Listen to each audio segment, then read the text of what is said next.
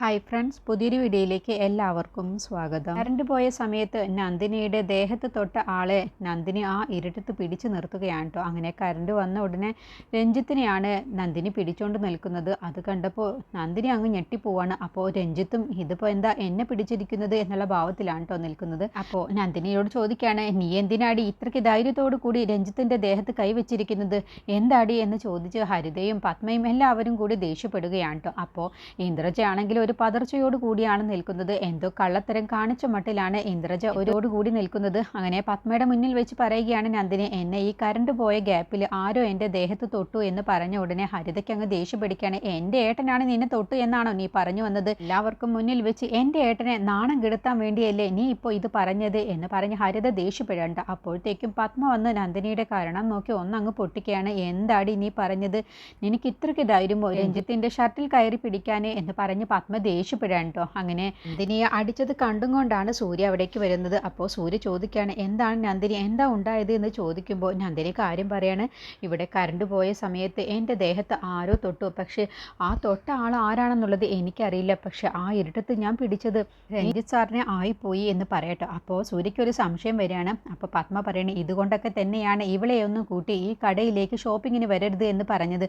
പക്ഷെ നിങ്ങളത് കേട്ടില്ലല്ലോ എന്ന് പറഞ്ഞ് പത്മ ദേഷ്യപ്പെടാൻ കേട്ടോ. അങ്ങനെ സൂര്യ പറയണേ, ഇതെന്തായാലും ഞാൻ വെറുതെ വിടാൻ ഉദ്ദേശിച്ചിട്ടില്ല. എൻ്റെ ഭാര്യയുടെ നേരെ ഇങ്ങനെ ഒരു മോശമായ പ്രവൃത്തി ഉണ്ടായ സ്ഥിതിക്ക് ഇതാരാണെന്നുള്ളത് എനിക്ക് കണ്ടുപിടിച്ചേ മതിയാവൂ. അതുകൊണ്ട് CCTV പരിശോധിക്കണം എന്ന് പറഞ്ഞ് ഷോപ്പിലെ CCTV പരിശോധിക്കാൻ വേണ്ടി സൂര്യയും യതീന്ദ്രനും രഞ്ജിത്തും വിജയനും കൂടി പോവാട്ടോ. അപ്പോൾ രഞ്ജിത്ത് പറയണേ, ഇത് ആരാണെന്നുള്ളത് കണ്ടുപിടിക്കണം സൂര്യ, അല്ല എന്നുണ്ടെങ്കിൽ എന്നെ ആയിരിക്കും എല്ലാവരും തെറ്റിദ്ധരിക്കുക. ആ ഒരു തെറ്റിദ്ധാരണ എനിക്ക് മാറ്റിയെടുക്കണം. അതുകൊണ്ട് തന്നെ എനിക്ക് CCTV പരിശോധിക്കണം എന്ന് രഞ്ജിത്ത് പറയട്ടോ. അങ്ങനെ എല്ലാവരും കൂടി CCTV പരിശോധിക്കാൻ വേണ്ടി ചെല്ലാണ്. അപ്പോൾ ഞാൻ ചോദിക്കുകയാണ്, അല്ല കറണ്ട് പോയാൽ എങ്ങനെയാണ് CCTV വർക്കാവുക എന്ന് ചോദിക്കുമ്പോൾ കറണ്ട് പോയാലും CCTV വർക്കാവും എന്നുള്ള അവിടുത്തെ സ്റ്റാഫ് പറയുകയാണ്. അങ്ങനെ അതിൽ പരിശോധിക്കുന്ന സമയത്ത് ഓരോ CCTVയിലും ഓരോ ഭാഗത്ത് വെച്ചിരിക്കുന്ന CCTVയിലും പരിശോധിക്കുമ്പോൾ അതിലൊന്നും തന്നെ വ്യക്തമായി കാണുന്നില്ല കേട്ടോ. എല്ലാ ഭാഗത്ത് വെച്ചിരിക്കുന്ന CCTV ക്യാമറയുടെ ഭാഗത്തും അതിലേക്ക് തുണി വെച്ച് മറച്ചിട്ടുണ്ടാവും. അങ്ങനെ ഒരു ദൃശ്യവും കാണാൻ കഴിയുന്നില്ല കേട്ടോ. അതോടുകൂടി സൂര്യ ഇതിപ്പോൾ ആരായിരിക്കും ഇങ്ങനെ ഒരു പ്രവൃത്തി ചെയ്തിട്ടുണ്ടാവുക, അതും മനഃപൂർവ്വം എല്ലാം പ്ലാൻ ചെയ്തതുപോലെയാണല്ലോ കാണിച്ചിരിക്കുന്നത്. എല്ലാ CCTVയുടെ ഫ്രണ്ടിലും ഒരു തുണി വെച്ച് മറച്ചിരിക്കുന്നു. അപ്പോൾ എല്ലാം മുൻകൂട്ടി പ്ലാൻ ചെയ്തിട്ടാണല്ലോ ഇങ്ങനെ ഒരു സംഭവം ഉണ്ടായിരിക്കുന്നത് എന്ന് സൂര്യയ്ക്ക് മനസ്സിലാവണം. അങ്ങനെ സൂര്യ എവിടേക്കാണ് CCTV ക്യാമറ വെച്ചിട്ടുള്ളത് എന്ന് നോക്കാൻ കേട്ടോ. അങ്ങനെ ഒരു ഭാഗത്ത് മാത്രം CCTV ക്യാമറയുടെ അവിടെ തുണി വെച്ചിട്ടില്ല എന്ന് മനസ്സിലാക്കുമ്പോൾ സൂര്യ വീണ്ടും ചെല്ലുകയാണ്.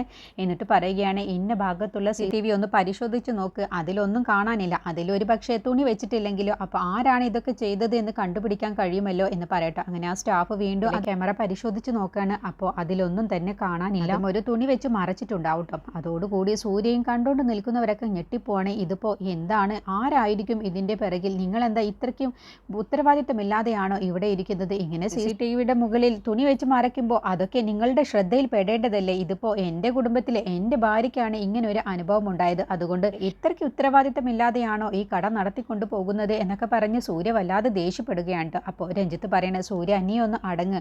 ഈ തെറ്റ് ആര് ചെയ്തതാവണമെങ്കിലും അവരെ എന്തായാലും വെറുതെ വിടാനൊന്നും പോകുന്നില്ല. ഇന്നല്ലെങ്കിൽ നാളെ അവൻ്റെ കള്ളത്തണം പുറത്തു വരിക തന്നെ ചെയ്യും.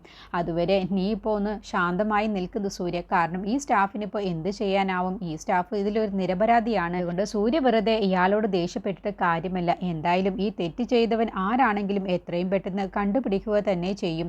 അവന് എത്ര കാലം ഇങ്ങനെ രക്ഷപ്പെട്ട് നടക്കാനൊക്കെ കഴിയും എന്ന് പറഞ്ഞ് രഞ്ജിത്ത് നല്ല വാക്കുകളൊക്കെ പറഞ്ഞ് സൂര്യ അങ്ങ് ആശ്വസിപ്പിക്കുകയാണ് കേട്ടോ. എന്നിട്ട് സൂര്യ സ്റ്റാഫിനോട് പറയണേ, നിന്റെ ഒരു CCTVയും മറ്റും ഇതൊക്കെ എടുത്ത് വലിച്ചെറി, ഇതിനെ കൊണ്ട് എന്ത് ഉപയോഗമാണുള്ളത്? ആരാണ് ഈ കള്ളത്തരം ചെയ്തത് എന്നുള്ളത് കണ്ടുപിടിക്കാൻ പോലും കഴിയുന്നില്ല. CCTVയിലെ വിഷ്വൽസ് നോക്കാൻ വേണ്ടി ഇരിക്കുന്ന ഒരാളെ നിനക്ക് വേറെ എന്തെങ്കിലും ജോലിക്ക് പൊയ്ക്കൂടെ എന്ന് പറഞ്ഞ് അയാളോട് ഒരുപാട് ദേഷ്യപ്പെട്ടിട്ടാണ് സൂര്യ പോകുന്നത്. എന്നിട്ട് രഞ്ജിത്ത് മാറി നിന്ന് ഫോണിൽ സംസാരിക്കുമ്പോൾ നന്ദിനി അവിടേക്ക് വരികയാണ്. എന്നിട്ട് നന്ദിനി രഞ്ജിത്തിനോട് സോറി പറയാണ്, എനിക്കറിയില്ലായിരുന്നു ഞാൻ ആ ഇരുട്ടത്ത് എന്നോട് ഇങ്ങനെ മോശമായി പെരുമാറിയത് ആരാണെന്നുള്ളത് ഞാൻ കണ്ടിട്ടുണ്ടായിരുന്നില്ല. പക്ഷേ സാർ എന്നോട് ക്ഷമിക്കണം എന്ന് പറഞ്ഞ് നന്ദിനി സോറി പറയുന്ന സമയത്താണ് ഹരിത അവിടേക്ക് വരുന്നത്. എന്നിട്ട് ഹരിത പറയുന്നത്, എന്തിനാടി നിന്റെ അഭിനയം? എൻ്റെ ഏട്ടനെ എല്ലാവർക്കും മുന്നിൽ നാണം കെടുത്തിയതും പോരാ, എന്നിട്ടിപ്പോൾ ആരും കാണാതെ വന്ന് സോറി പറയുന്നു.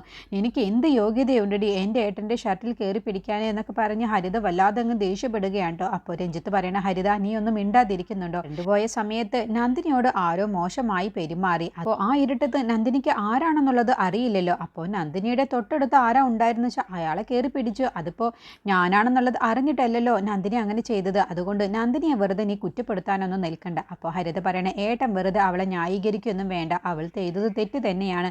അവൾ ഏട്ടൻ്റെ ഷർട്ടിൽ കയറി പിടിച്ചത് മനഃപൂർവ്വം തന്നെയാണ്. എല്ലാവർക്കും മുന്നിൽ വെച്ച് ഏട്ടനെ നാണം കെടുത്താൻ വേണ്ടിയാണ് ഇതൊക്കെ ചെയ്തിട്ടുള്ളത്.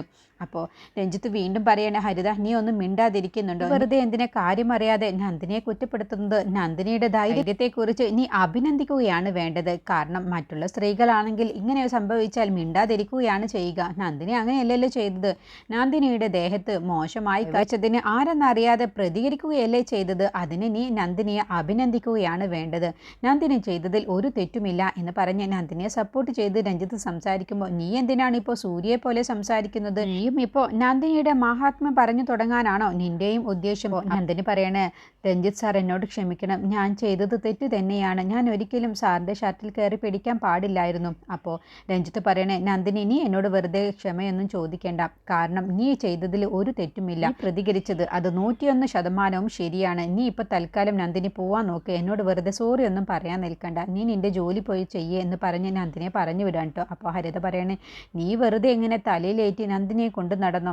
നീയും സൂര്യയും ഇപ്പോൾ ഒരു വ്യത്യാസവുമില്ല. നീ നിൻ്റെ സ്റ്റാറ്റസ് മറന്നിട്ടാണ് നന്ദിനിയുടെ പുരാണം പറഞ്ഞ് നടക്കുന്നത് എന്ന് പറഞ്ഞ് ഹരിത ദേഷ്യപ്പെട്ടിട്ട് അങ്ങ് പോവാൻ കേട്ടോ. എന്നിട്ട് പിന്നെ സൂര്യയും നന്ദിനിയും കൂടി കടയിൽ നിൽക്കാതെ അവർ രണ്ടുപേരും കൂടി വീട്ടിലേക്ക് തിരിച്ചു പോവാണ്. അപ്പോൾ സൂര്യ പറയാണ്, നന്ദിനി നീ എന്താ മിണ്ടാതെ മുഖം വീർപ്പിച്ചിരിക്കുന്നത്? നിന്നോട് മോഡേൺ ഡ്രസ്സ് എടുക്കാൻ പറഞ്ഞത് കൊണ്ടാണോ നന്ദിനി? അത് കേട്ടപ്പോൾ നന്ദിനി പറയണേ, സാറങ്ങനെ കൂടുതൽ അഭിനയിക്കൊന്നും വേണ്ട. സാറ് കള്ളു കുടിച്ചിട്ടുണ്ടല്ലേ എന്ന് ചോദിച്ചതോടുകൂടി സൂര്യ അങ്ങ് പതറുകയാണ്ടോ. എന്ത് നന്ദിനി, ഞാൻ കള്ളു കുടിച്ചു എന്നോ? നീ എന്താ ഈ പറയുന്നത്? ഞാൻ മദ്യപിച്ചിട്ടുണ്ടെങ്കിൽ അപ്പോൾ സ്മെല്ല് വരില്ലേ നന്ദിനി? നീ എന്താ ഈ പറയുന്നത്? സാറെങ്ങനെ പറ്റിക്കാനൊന്നും നോക്കണ്ട. സാറ് മദ്യപിച്ചാലൊക്കെ എനിക്കറിയാം. ഞാൻ സാറിനെ ഇപ്പോൾ ഇന്നും ഇന്നലെയും കാണുന്നതല്ലല്ലോ. സാറ് മദ്യപിച്ചിട്ടുണ്ട്. അതുകൊണ്ടാണ് രഞ്ജിത്ത് സാറിനോട് ഇങ്ങനെയൊക്കെ സംസാരിച്ചത്.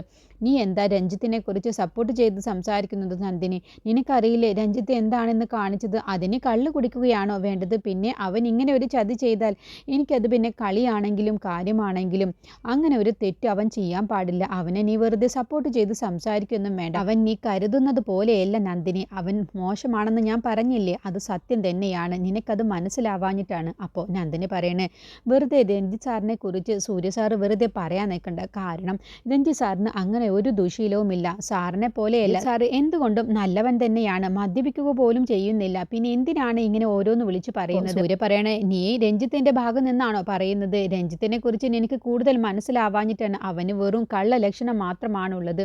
സാറ് കൂടുതലൊന്നും പറയണ്ട. രഞ്ജിത്ത് സാറിന് നല്ല സ്വഭാവം തന്നെയാണ്.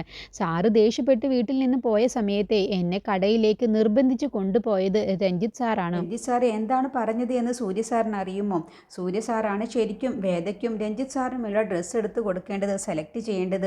അതിനിപ്പോൾ സൂര്യ ഇവിടെ ഇല്ലാത്ത സ്ഥിതിക്ക് നന്ദിനിയാണ് അത് ചെയ്യേണ്ടത് എന്നൊക്കെ പറഞ്ഞാണ് എന്നെ കൊണ്ടുപോയത്. സൂര്യ സാർ ആദ്യം ഒരു കാര്യം മനസ്സിലാക്കണം. യതീന്ദ്രൻ സാറ് മാത്രമാണ് സൂര്യ സാറിൻ്റെ ഭാര്യയായി എന്നെ അംഗീകരിച്ചിട്ടുള്ളത്. ആ വീട്ടിൽ മറ്റാരും തന്നെ അംഗീകരിച്ചിട്ടില്ല. ഇപ്പോൾ രണ്ടാമത് ആ വീട്ടിൽ സൂര്യ സാറിൻ്റെ ഭാര്യയായി എന്നെ അംഗീകരിക്കുന്നത് രഞ്ജിത്ത് സാറാണ്. അത്രയും നല്ല മനസ്സാണ് രഞ്ജിത്ത് സാറിൻ്റേത്. അപ്പോൾ സൂര്യ പറയണേ, നന്ദിനി നിനക്ക് ആരെയും തിരിച്ചറിയാനുള്ള കഴിവില്ല. നിനക്ക് എല്ലാവരും നല്ലവരാണ്. എല്ലാവരെയും നീ അതുപോലെയാണ് കാണുന്നത്. പക്ഷേ നിനക്കറിയാത്ത ഒരു കാര്യമുണ്ട്. ഞാൻ ഒരുപാട് പേരെ എല്ലാ ദിവസവും കാണുന്നതാണ്. എനിക്ക് നല്ലവരെയും ചീത്തവരെയൊക്കെ പെട്ടെന്ന് തിരിച്ചറിയാൻ കഴിയും. അവൻ്റെ കണ്ണ് കണ്ടാൽ തന്നെ അറിയാം അവനൊരു കള്ള ലക്ഷണമുണ്ട്. നിൻ്റെ മുന്നിൽ അവനിപ്പോൾ ഈ കാണിക്കുന്നതും പറയുന്നതും എല്ലാം വെറും അഭിനയമാണ്. നീ കണ്ടോ നന്ദിനി, അവനാൾ ശരിയല്ല. ഞാൻ പറയുന്നത് ഇന്നല്ലെങ്കിൽ നാളെ നിനക്ക് മനസ്സിലാവും എന്നൊക്കെ പറഞ്ഞിട്ടാണ് അവർ വീട്ടിലേക്ക് പോകുന്നത് കേട്ടോ. അങ്ങനെ വീട്ടിലെത്തുകയാണ്. അങ്ങനെ എല്ലാവരും ഷോപ്പിംഗ് കഴിഞ്ഞ് വീട്ടിലെത്തുകയാണ് കേട്ടോ. അപ്പോൾ എല്ലാവരും ദേഷ്യം പിടിച്ച് ഓരോരുത്തരുടെ റൂമിലേക്ക് പോവാണ്. അപ്പോൾ ഹരിതയ്ക്കാണെങ്കിലും ആ ഷോപ്പിൽ വെച്ച് നടന്ന കാര്യത്തെക്കുറിച്ച് ഓർത്ത് ദേഷ്യം പിടിച്ചിട്ടാണ് കേട്ടോ നിൽക്കുന്നത്. അങ്ങനെ ഓരോരുത്തരും റൂമിൽ പോയ ശേഷം ഹരിത മാത്രം അവിടെ നിൽക്കുമ്പോൾ നന്ദിനിയും സൂര്യയും കൂടി അവിടേക്ക് വരും കേട്ടോ. അപ്പോൾ നന്ദിനിയെ ദേഷ്യത്തിൽ ഹരിത നോക്കുകയാണ്. അപ്പോൾ സൂര്യ ആണെങ്കിൽ ഹരിത കേൾക്കാൻ വേണ്ടി വീണ്ടും, നന്ദിനി നിൻ്റെ ജീവിതം ഇന്നു മുതൽ മാറി മറിയാൻ പോവുകയാണ്. നീ കണ്ടോ നന്ദിനി, നീ കാത്തിരുന്ന് എല്ലാം കണ്ടോ നന്ദിനി എന്ന് പറഞ്ഞ് നന്ദിനിയെയും ചേർത്ത് പിടിച്ച് ഹരിത കാണാൻ വേണ്ടി സൂര്യ നന്ദിനിയെയും കണ്ടങ്ങ് പോവാൻ കേട്ടോ. റൂമിലേക്ക് പോകാൻ ഒരുങ്ങണം. അപ്പോൾ ഹരിത അവിടെ നിൽക്കുമ്പോൾ ഹരിതയെ ചുണിപ്പിക്കാൻ വേണ്ടിയാണ് സൂര്യ വീണ്ടും നന്ദിനിയെക്കുറിച്ച് അങ്ങനെ പറയുന്നതും നന്ദിനിയെ ചേർത്ത് പിടിക്കുന്നത്. അങ്ങനെ സൂര്യയും നന്ദിനിയും കൂടി പോകുമ്പോൾ ഹരിത അവിടെ നിൽക്കുമ്പോൾ സൂര്യ പെണ്ണ് ഹരിതയുടെ ഷോൾഡറിൽ ഒന്ന് തട്ടിയിട്ടാണ് പോകുന്നത്. അപ്പോൾ ഹരിത പെട്ടെന്ന് അവിടെ നിന്നങ്ങ് വീഴാൻ പോകുന്നൊക്കെ ഉണ്ട് കേട്ടോ. അങ്ങനെ സൂര്യ നന്ദിനിയെയും ചേർത്ത് പിടിച്ചുകൊണ്ട് തോളിൽ കൈ വെച്ചുകൊണ്ട് റൂമിലേക്ക് പോവാണ് കേട്ടോ. എന്നിട്ട് ഹരിത ദേഷ്യത്തിൽ ഇങ്ങനെ നോക്കി നിൽക്കുകയാണ് അവർ രണ്ടുപേരും പോകുന്നത് കാണുമ്പോൾ. ഹരിത സൂര്യയും നന്ദിനിയും കൂടി ഒരുമിച്ച് നിൽക്കുന്ന ആ ഫോട്ടോയുടെ അടുത്തേക്ക് ചെല്ലുകയാണ് കേട്ടോ. എന്നിട്ട് അതിൽ നോക്കിയിട്ട് പറയുകയാണ്, നിന്നെ ഞാൻ വെറുതെ വിടില്ലടി. എൻ്റെ ഏട്ടനെ എല്ലാവർക്കും മുന്നിൽ വെച്ച് നാണം കെടുത്തിയ നിന്നെ ഞാൻ വെറുതെ വിടില്ല. എല്ലാവരും ക്ഷമിച്ചാലും ഈ ഹരിത ക്ഷമിക്കില്ല. ഹരിത ആരാണെന്നുള്ളത് ഞാൻ നിനക്ക് കാണിച്ചു തരാം. നീ ഇപ്പോൾ രക്ഷപ്പെട്ടു എന്ന് നീ കരുതണ്ട. ഈ ഹരിതയുടെ കയ്യിൽ നിന്നും നീ ഒരിക്കലും രക്ഷപ്പെടില്ലടി എന്നൊക്കെ മനസ്സിൽ തീരുമാനിച്ചുകൊണ്ടാണ് ഹരിത ആ ഫോട്ടോയിൽ നോക്കിയിട്ട് ഇങ്ങനെ ഓരോന്ന് പറയുന്നത്. അങ്ങനെ ഹരിത ഒരു സൂര്യയും നന്ദിനിയും കൂടി നിൽക്കുന്ന ആ ഫോട്ടോ നശിപ്പിക്കാനുള്ള തീരുമാനം എടുത്തിട്ടുണ്ടാവും കേട്ടോ. അങ്ങനെ ഹരിത നേരെ റൂമിലേക്ക് പോവാണ്. ഈ സമയം ഇന്ദ്രജയും വേദയും കൂടി സംസാരിക്കാൻ കേട്ടോ. അപ്പോൾ ഇന്ദ്രജയാണെങ്കിൽ നല്ല പേടിയോട് കൂടിയാണ് ഇരിക്കുന്നത്. എന്നിട്ട് ചെറുതായിട്ട് കരയുന്നുണ്ട്. അപ്പോൾ വേദയോട് എല്ലാ കാര്യങ്ങളും പറയാൻ കേട്ടോ. അപ്പോൾ വേദ അത് കേട്ടപ്പോൾ വേദ അങ്ങ് ഞെട്ടിപ്പോവാണ്. എന്നിട്ട് ചേച്ചി ഇങ്ങനെ ഭയപ്പെടല്ലേ, ചേച്ചിക്ക് എന്താ എന്ന് അവിടെ ആ ഷോപ്പിൽ നിന്ന് തന്നെ കാര്യം പറയായിരുന്നില്ലേ, എന്താ ചേച്ചി അപ്പോൾ പറയാതിരുന്നത്? അപ്പോൾ നീ അത് വിട്ടേക്ക് എന്ന് പറയട്ടെ. അപ്പോഴത്തേക്കും അവിടേക്ക് പത്മ വരികയാണ്. എന്നിട്ട് പത്മ, എന്താ നിങ്ങൾ രണ്ടുപേരും കൂടി സംസാരിക്കുന്നത്? അല്ല, എനിക്കിപ്പോൾ ആ നന്ദിനിയെക്കുറിച്ച് ഓർത്തിട്ട് എനിക്ക് അടക്കാൻ കഴിയുന്നില്ല. അവൾക്ക് എല്ലാവർക്കും മുന്നിൽ വെച്ച് എൻ്റെ ഏട്ടൻ്റെ മകനെയാണ് അവൾ അപമാനിക്കാൻ വേണ്ടി നോക്കിയത്. അവളെ വെറുതെ വിടരുത്. ഷോപ്പിൽ നടന്ന കാര്യം എനിക്കത് മറക്കാൻ കഴിയുന്നില്ല. അവളുടെ അഹങ്കാരത്തിന് ഞാൻ ഒരു തിരിച്ചടി കൊടുക്കുന്നുണ്ട്. അവളെ ഞാൻ വെറുതെ വിടില്ല. അവളെൻ്റെ കയ്യിൽ കിട്ടിയാലുണ്ടല്ലോ എന്നൊക്കെ പറഞ്ഞ് പത്മ ദേഷ്യപ്പെടണ്ടോ. അപ്പോൾ വേദ ഇങ്ങനെ പരിങ്ങലോട് കൂടി നിൽക്കുകയാണ്. അപ്പോൾ എന്താ നിങ്ങൾ രണ്ടുപേരും കൂടി ഇങ്ങനെ പരിങ്ങി നിൽക്കുക? ഒന്നുമില്ല മമ്മി, അത് വിട്ടേക്ക് എന്ന് ഇന്ദ്രജ പറയുമ്പോൾ, എന്താ നീ ഇങ്ങനെ പറയുന്നത്? നിങ്ങൾ രണ്ടുപേരും കൂടി എന്താണ് സംസാരിക്കുക? എന്താ നിങ്ങൾ രണ്ടുപേരും അരിങ്ങി നിൽക്കുന്നത്? എന്താണെന്ന് വെച്ച കാര്യം പറയില്ല മമ്മി, അത് വിട്ടേക്ക് എന്ന് വീണ്ടും ഇന്ദ്രജ പറയുമ്പോൾ, എന്താണെന്ന് വെച്ച കാര്യം പറ. അപ്പോൾ വേദ പറയണേ, എന്തിനാണ് ചേച്ചി മമ്മിയിൽ നിന്നും മറച്ചു വെക്കുന്നത്? മമ്മിയോട് കാര്യം പറഞ്ഞേക്കും.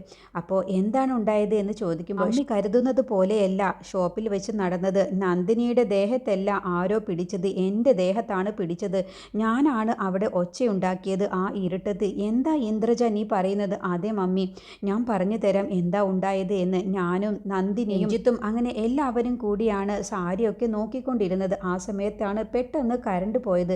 പക്ഷേ കറണ്ട് പോയ ഉടനെ തന്നെ എൻ്റെ തൊടാൻ പാടില്ലാത്ത സ്ഥലത്താണ് ആരോ എൻ്റെ ദേഹത്ത് കൈവച്ചത്. അതെനിക്ക് എല്ലാവർക്കും മുന്നിൽ വെച്ച് ആ സമയത്ത് പറയാൻ കഴിയില്ലല്ലോ, അതെനിക്കല്ലേ നാണക്കേട്. അപ്പോൾ ഞാനാണ് ആ സമയത്ത് നിലവിളിച്ചത്. എന്നിട്ടെന്താ നീ അവിടെ നിന്ന് അക്കാര്യം പറയാതിരുന്നത്? പിന്നെ എന്തിനാണ് നന്ദിനി രഞ്ജിത്തിൻ്റെ ഷർട്ടിൽ കൈവച്ചത്? അതെനിക്ക് എന്താണെന്ന് അറിയില്ല. പക്ഷേ ഞാനാണ് ആ സമയത്ത് ബഹളം വെച്ചതും അലറിയതും. അപ്പോൾ നന്ദിനിയാണ് ആരാണ് എന്ന് ചോദിച്ച് രഞ്ജിത്തിൻ്റെ ദേഹത്ത് ആ ഇരുട്ടത്ത് കൈവച്ചത്. പക്ഷേ അവിടെ എൻ്റെ ദേഹത്ത് കൈവച്ചത് ആരാണെന്നുള്ളതും എന്നെ തൊട്ടത് ആരാണെന്നുള്ളതും എനിക്കറിയില്ല. പക്ഷേ എല്ലാവർക്കും മുന്നിൽ വെച്ച് പറഞ്ഞാൽ അത് എനിക്കല്ലേ മമ്മി നാണക്കേട്. ഞാൻ എങ്ങനെയാണ് എല്ലാവർക്കും മുന്നിൽ വെച്ച് അക്കാര്യം പറയുക? അത് എനിക്കല്ലേ നാണക്കേട് ഉണ്ടാവും. അതുകൊണ്ടാണ് മമ്മി ഞാൻ ആ സമയത്ത് പറയാതിരുന്നത്. പിന്നെ സൂര്യ CCTV പരിശോധിക്കാൻ വേണ്ടി പോയതാണല്ലോ. പക്ഷേ CCTVയിൽ ഒന്നും കാണാനും കഴിഞ്ഞില്ലല്ലോ. അതുകൊണ്ടാണ് മമ്മിയോട് അത് വിട്ടേക്ക് എന്ന് ഞാൻ പറഞ്ഞത്. പക്ഷേ നീ പറഞ്ഞതൊക്കെ ശരി തന്നെയാണ്. പക്ഷേ നന്ദിനി എന്തിനാണാവോ രഞ്ജിത്തിനെ ഷർട്ടിൽ കൈവച്ചത്? അതറിയില്ല മമ്മി. അപ്പോൾ പത്മ പറയട്ടെ, എനിക്കറിയാം, എൻ്റെ ഏട്ടൻ്റെ മകനല്ലേ. അപ്പോൾ അവൾ കിട്ടിയ അവസരത്തിൽ അവനെ നാണം കെടുത്താൻ വേണ്ടിയായിരിക്കും, അവൾ മനഃപൂർവ്വം തന്നെയായിരിക്കും രഞ്ജിത്തിൻ്റെ ഷർട്ടിൽ കൈവച്ചത്. അല്ലാതെ ഒരിക്കലും അവൾ അങ്ങനെ ചെയ്യേണ്ടതില്ലല്ലോ. അപ്പോൾ നന്ദിനി ശരിക്കും ഇന്ദ്രജയെ രക്ഷപ്പെടുത്താൻ വേണ്ടിയാണ് സമയത്ത് രഞ്ജിത്തിൻ്റെ ഷർട്ടിൽ നന്ദിനി കൈവച്ചിട്ടുണ്ടാവുക. കാരണം ഇന്ദ്രജയുടെ ദേഹത്ത് തൊട്ട ശേഷം, തൊടാൻ പാടില്ലാത്ത സ്ഥലത്ത് തൊട്ട ശേഷം രഞ്ജിത്ത് പെട്ടെന്ന് നിന്ന് അവിടെ നിന്ന് പോകുന്ന സമയത്ത് നന്ദിനിയുടെ ദേഹത്താണ് പിന്നെ രഞ്ജിത്ത് മുട്ടുന്നത്. ആ മുട്ടലിലാണ് രഞ്ജിത്തിൻ്റെ ഷർട്ടിൽ കയറി പിടിക്കുന്നത്. ആരാടാ നീ എന്ന് ചോദിച്ചുകൊണ്ട്.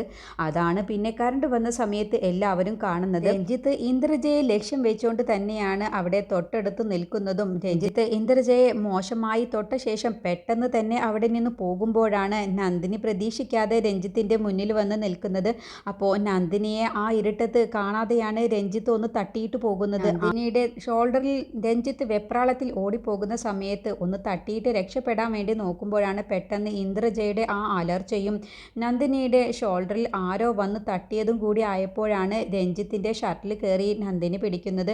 ആ ഒരു രംഗമാണ് എല്ലാവരും കൂടി കറണ്ട് വന്ന സമയത്ത് കാണുന്നത്. അങ്ങനെ രഞ്ജിത്ത് എല്ലാവർക്കും മുന്നിൽ നല്ലവനായിട്ട് നിൽക്കുകയാണ് കേട്ടോ. രഞ്ജിത്തിൻ്റെ യഥാർത്ഥ സ്വഭാവം എന്താണെന്നുള്ളത് ഇനി വൈകാതെ വൈകാതെ തന്നെ നന്ദിനി തന്നെയാണ് കണ്ടുപിടിക്കാൻ പോകുന്നത്. എല്ലാവരും വീട്ടിലെത്തിയ ശേഷം രാത്രിയിൽ ഉറങ്ങുന്ന സമയത്താണ് ഹരിത ഇനി സൂര്യയുടെയും നന്ദിനിയുടെയും ഒരുമിച്ച് നിൽക്കുന്ന ആ വലിയ ഫോട്ടോ അത് നശിപ്പിക്കുന്നത്. അതിനെക്കുറിച്ചുള്ള റിവ്യൂ അടുത്ത വീഡിയോയിൽ പറയാം.